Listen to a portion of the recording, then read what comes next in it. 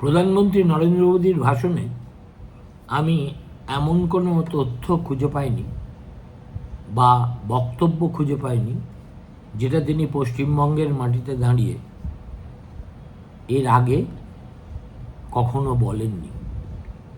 সুতরাং সেদিক থেকে দেখতে গেলে কেউ যদি এই ভাষণটাকে মোদি নতুন কি বললেন এই পরিপ্রেক্ষিত থেকে বিচার করতে যায়, তাহলে তিনি খুব হতাশ হবেন। দেখুন, তৃণমূল কংগ্রেসের বিরুদ্ধে তার আক্রমণ বরাবরই তীব্র এবং ঝাঁঝালো। এর আগেও তিনি দুর্নীতি, কাটমানি সংস্কৃতি নিয়ে বলেছেন, আইন শৃঙ্খলার অবনতি নিয়ে বলেছেন, কেন্দ্রীয় প্রকল্প বাস্তবায়নে কিভাবে এই সরকার বাধা দেয় তা নিয়ে বলেছেন, সীমান্ত অঞ্চলে অনুপ্রবেশের সমস্যা সেটাও এমন কিছু নতুন নয়। আর উন্নয়ন এবং কেন্দ্রীয় প্রকল্পের প্রতিশ্রুতি এগুলো তো ভোটের আগে যে কোনো প্রধানমন্ত্রী, বিশেষ করে সেই রাজ্যে যেখানে তার দল আজ পর্যন্ত কোনো দিন ক্ষমতা দখল করতে পারেনি, সেখানে এসে বলবেনই। 16,800 কোটি টাকার বিবিধ প্রকল্প টাকার অঙ্কে খুব আহামরি নয় কিন্তু। আর ভোটের আগে এই ধরনের প্রকল্পের প্রতিশ্রুতি মানুষ আজকাল আর অত সহজে বিশ্বাসও করে না, আর না আচানো পর্যন্ত তাদেরও মনে হয় দেখা যাক কি হয়। আর কোনো নতুন সেই অর্থে আমি মোদির ভাষণে অনেক কষ্ট করেও কিছু খুঁজে পাইনি। দেখুন, নরেন্দ্র মোদী এই প্রথম ব্রিগেড প্যারেড গ্রাউন্ডে এসে সভা করলেন তা তো নয়।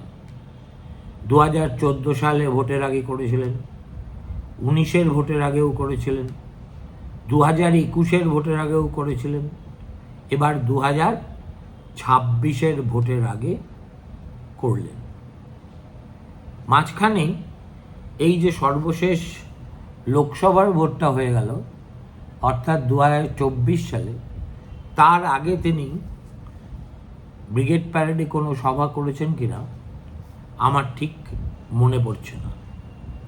তাহলে কি আজকের সভার কোনো গুরুত্ব নেই?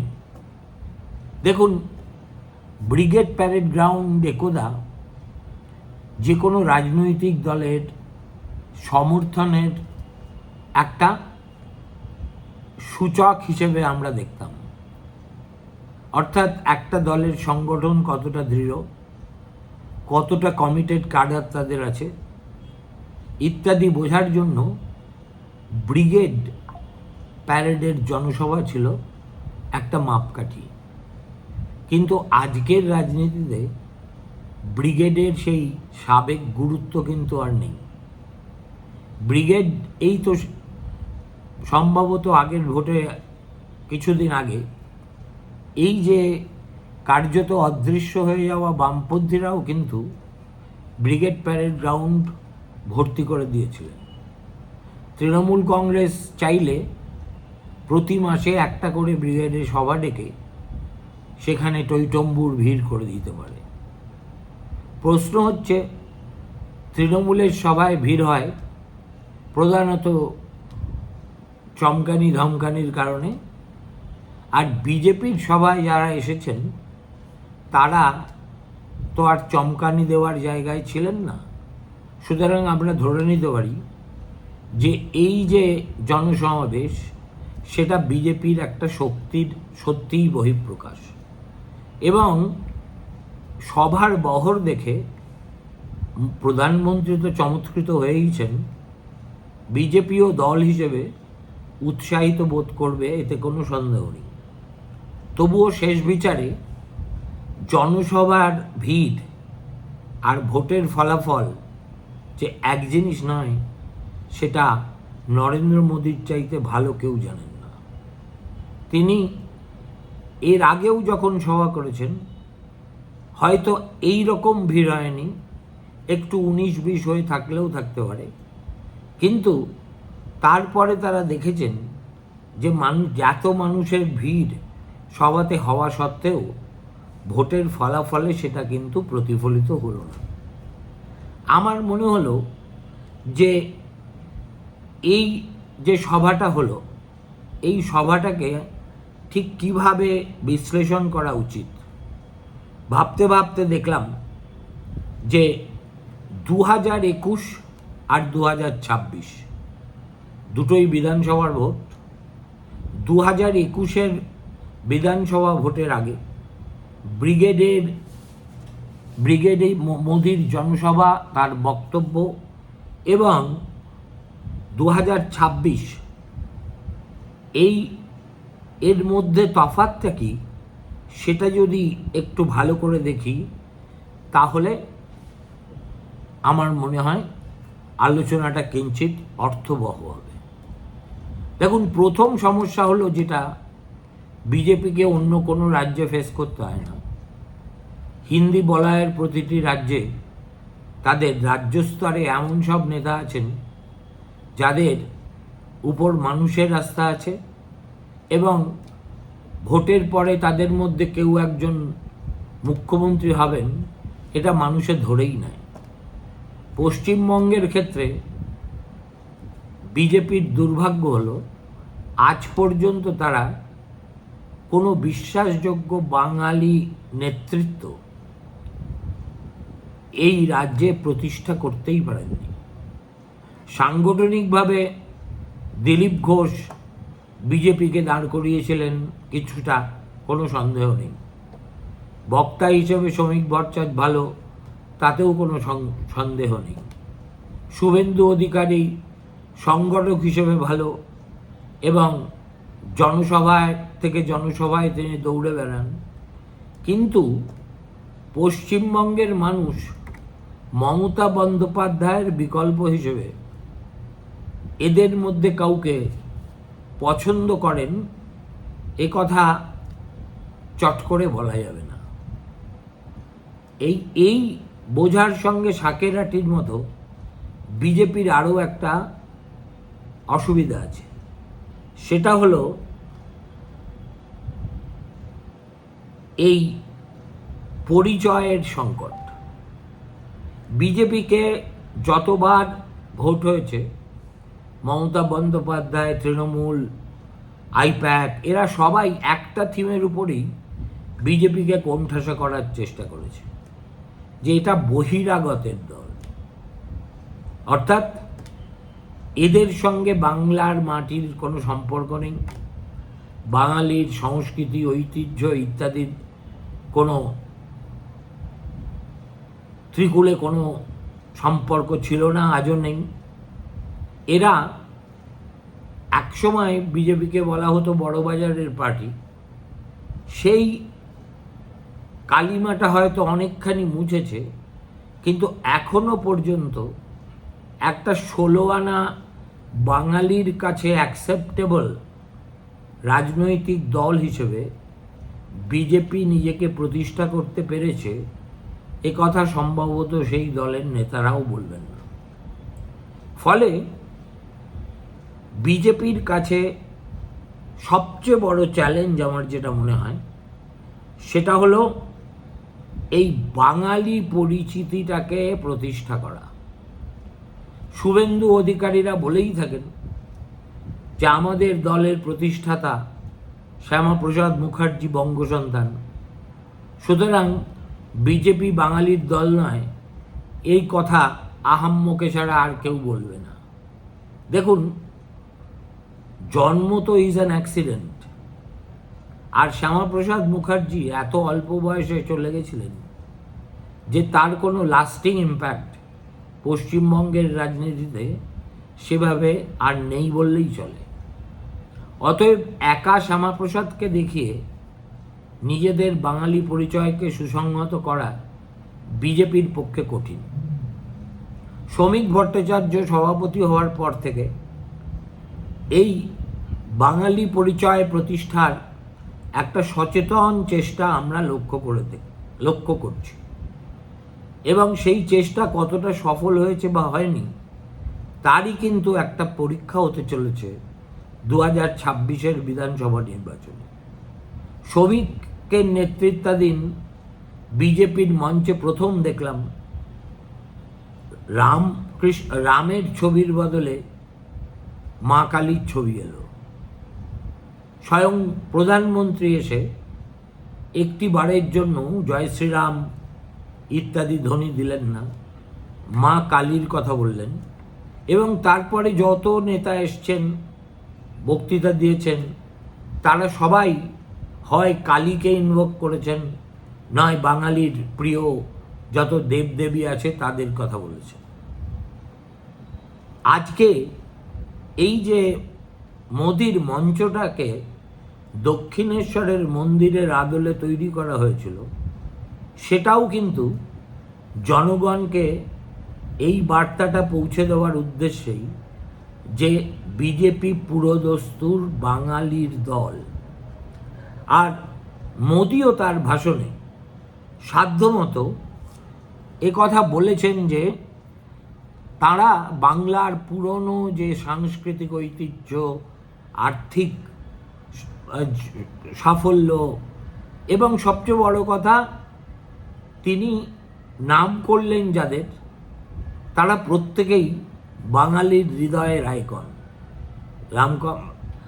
পরমহংসদেব হোক, বিবেকানন্দ হোক, বিদ্যাসাগর হোক, রবীন্দ্রনাথ হোক, বঙ্কিমচন্দ্র হোক, এই নামগুলো বারবার উচ্চারণ করে করে বিজেপি কিন্তু ওই আমরা বহিরাগতের দল এই পরিচিতির সংকট থেকেই নিষ্কৃতি চাইছে। এবং সচেতনভাবে এই প্রয়াসটা সাম্প্রতিককালে আমরা দেখছি, যেটা 2024 পর্যন্ত বিজেপির প্রচারে আমরা সেভাবে দেখতে পাইনি। এখন বহিরাগত বনাম বাঙালি, তৃণমূল যে এই এজেন্ডাটা সেট করে প্রতিবার ভোট করতে যায়, সেটাকে ভোঁতা করে দেওয়ার প্রয়াস এটা, তাতে কোনো সন্দেহ নেই। কতটা ভোঁতা হয়েছে সেটাই হচ্ছে প্রশ্ন। এবং বাংলার ইতিহাস, সংস্কৃতি, আত্মপরিচয়ের প্রসঙ্গ তুলেছেন মোদি, এবং বোঝাই যাচ্ছে যে তিনি সচেতনভাবে চেষ্টা করছেন তাদের বিরুদ্ধে এতকাল ধরে যে অভিযোগ উঠে আসছে বহিরাগতের দল হিসেবে, সেটা এবার তারা মুছে ফেলতে চান। আমাকে যদি বলেন মোদির এই সভার আসল রাজনৈতিক তাৎপর্য ছিল এই প্রতীকে এবং নরেন্দ্র মোদী বাঙালি পরিচয়ের সাধনার মধ্যে। দ্বিতীয়ত, 2021 সালে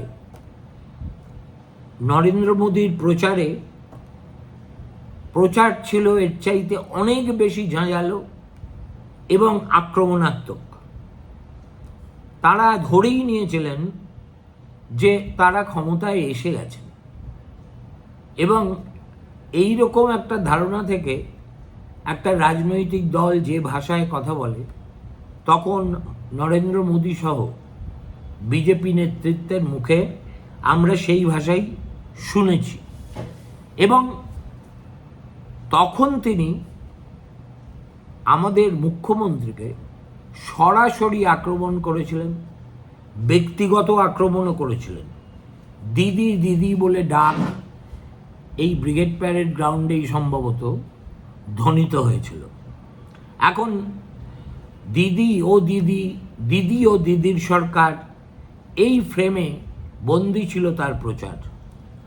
সে সময় বিজেপির কৌশল ছিল মমতার ব্যক্তিগত নেতৃত্বকে সরাসরি চ্যালেঞ্জ করা, কিন্তু আজকের ভাষণে একটি বারের জন্য মমতার নামও তিনি উচ্চারণ করেননি, দিদি বলেও সম্বোধন করেননি, ওই বুয়া ভাতিজা সম্পর্ক এবং তারা কিভাবে লুটেপুটে খাচ্ছে সে কথাও উল্লেখ করেননি। সমালোচনা যেটা ছিল সেটা অনেক বেশি প্রশাসনিক ব্যর্থতা, দুর্নীতি, আইন শৃঙ্খলা এবং সংখ্যালঘু তোষণের প্রশ্নে। এখানে এখানেই হচ্ছে 21-এর সঙ্গে 26-এর একটা বড় পার্থক্য। দ্বিতীয় পার্থক্য আমার যা মনে হয়েছে রাজনৈতিক ভাষার ধরনে।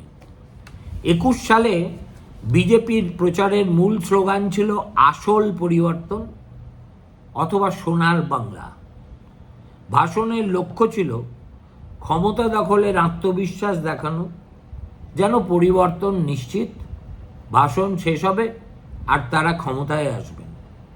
আজকের ভাষণে সেই আত্মবিশ্বাসের যে ছিল না সেটা নয়, কিন্তু তার পরিবর্তে একটা ভিন্ন সুর শোনা গেছে। সেটা হলো পরিবর্তনের কাউন্টডাউন শুরু হয়েছে। অর্থাৎ 21-এর পরাজয় থেকে শিক্ষা নিয়ে বিজেপি এবার ব্রিগেড প্যারেড গ্রাউন্ডকে তাদের ভিক্টরি সেলিব্রেশন হিসেবে দেখানোর চেষ্টা করেনি, বরং countdown for change has began এইটুকু বলেই নিজেদের সীমাবদ্ধ রেখেছে। তার মানে বিজেপি বোঝাতে চাইছে যে they have reached a point where they can put up a real challenge to TMC in Bengal.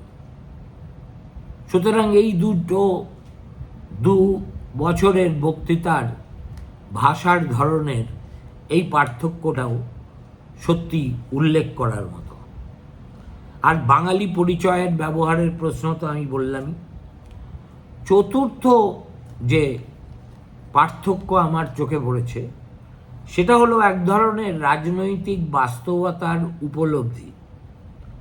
2021 সালে বিজেপি মনে করেছিল ক্ষমতা দখল প্রায় নিশ্চিত, সেই আত্মবিশ্বাস তাদের ভাষণের মধ্যেও স্পষ্ট ছিল, কিন্তু নির্বাচনের পর দেখা গেল তারা 3 ডিজিট আসনও পেরোতে পারেননি। তখন এই অভিজ্ঞতার পর বিজেপির ভাষণে এখন কিছুটা বাস্তববাদী সুর এসেছে, অর্থাৎ তারা দীর্ঘমেয়াদী রাজনৈতিক লড়াইয়ের কথা বলছে।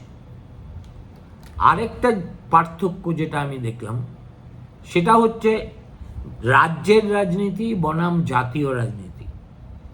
21 সালে ভাষণের বড় অংশ ছিল জাতীয় নেতৃত্ব ও কেন্দ্রীয় সরকারের শক্তি তুলে ধরার উদ্যোগ। আজকের ভাষণে তার জায়গায় গুরুত্ব পেয়েছে শিল্প, কর্মসংস্থান, দুর্নীতি, প্রশাসনিক ব্যর্থতা, সংখ্যালঘু তোষণ, সব ইস্যুই আসলে পশ্চিমবঙ্গ কেন্দ্রিক। এখন তার মানে কি বলা যায়? সব মিলিয়ে তাহলে 2021 সালের ব্রিগেড ভাষণ ছিল ক্ষমতা প্রায় দখল করে ফেলেছি সেই রকম একটা আত্মবিশ্বাসী ঘোষণা, আর আজকের ভাষণ অনেক বেশি সংযত রাজনৈতিক অবস্থান পুনর্গঠনের চেষ্টা। এখন 2021 সালে ওই রকম প্রচারের ঝড় তোলা সত্ত্বেও বিজেপি কেন সফল হয়নি তা নিয়ে চর্চা বহুত হয়েছে। আর সেই চর্চা এবং মন্থনের মধ্যে দিয়ে যে জিনিসগুলো, যে পরিবর্তনগুলো এবার আমরা বিজেপির প্রচারের ক্ষেত্রে দেখতে পাচ্ছি সেটাও কিন্তু কম উল্লেখযোগ্য নয়। আপনাদের স্মরণে থাকতে পারে কৈলাস বিজয়বর্গীয়র হাতে যখন বিজেপির এই রাজ্যের দায়িত্বটা পড়েছিল এবং তাকে সাহায্য করার জন্য শিবপ্রসাদ এবং আরও একজন দক্ষিণ ভারতের বিজেপি নেতা মেনন, এরা তিনজনে মিলে যে কাণ্ডগুলো করেছিলেন সেগুলোই বুমেরাং হয়ে ফিরে এসেছিল। অর্থাৎ যাকে পাচ্ছি তাকে দলে ঢোকানো, যে যত দর হাঁকছে তাকে সেই দরেই কিনে নেওয়া, এবং সব মিলিয়ে বিজেপি দলটাকে একটা রুচিহীন, সংস্কৃতিহীন, রাজনৈতিক আদর্শহীন একটা কোলাহলের মঞ্চ হিসেবে তখন মনে হয়েছিল। এবার লক্ষ্য করে দেখবেন সেরকম কোনো ব্যাপারই নেই। বিজেপির কেন্দ্রীয় পর্যবেক্ষক হিসেবে এই রাজ্যে যারা এসেছেন, এবং অনেকেই তাদের মধ্যে প্রায় স্থায়ীভাবে আছেন, তাদের কাউকে আপনারা কখনো কোনো সাংবাদিক বৈঠকে দেখতে পাবেন না। তারা অন্তরালে থেকেই যা করার করছেন, এবং সংগঠন বলুন, বুথ স্তরে কমিটি গঠন বলুন, বুথ স্তর থেকে, এবং সর্বোপরি প্রার্থী বাছাই বলুন, সব কিছুতেই তারা খুবই প্রভাবশালী ভূমিকা পালন করছেন, কিন্তু অগোচরে। আর এবার কিন্তু বিজেপি খোলো খোলো দ্বার, রাখিও না আর বাহিরে আমায় বাহিরে বলে, বাহিরে আমায় দাঁড়ায় বলে যারা অপেক্ষমান, তাদের জন্য কিন্তু দরজা খোলেনি।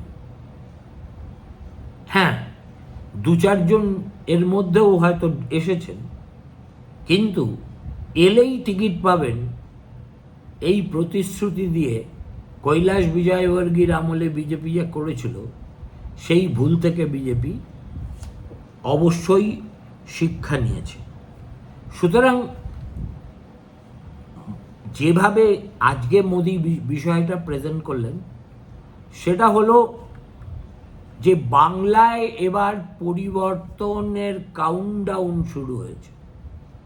অর্থাৎ মমতা বন্দ্যোপাধ্যায় আরও ক্রুডলি এই ব্রিগেডের মাঠে দাঁড়িয়েই একবার যেভাবে বামফ্রন্টের মৃত্যুঘণ্টা বাজিয়েছিলেন, অতটা ক্রূর ভাষায় না হয়ে বলে মোদি যেটা বলতে চাইলেন, সেটা হচ্ছে মমতা বন্দ্যোপাধ্যায়ের সরকারের এক্সপায়ারি ডেট এসে গেছে।